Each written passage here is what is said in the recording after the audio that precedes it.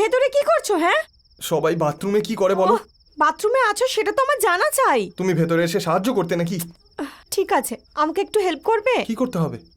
এটা আটকে গেছে, এটা খুলতে সাহায্য করবে? তাড়াতাড়ি। হ্যাঁ আসছি। চোখ বন্ধ করো, যতক্ষণ না বলবো চোখ খুলবে না। ওকে ওকে। শিওর?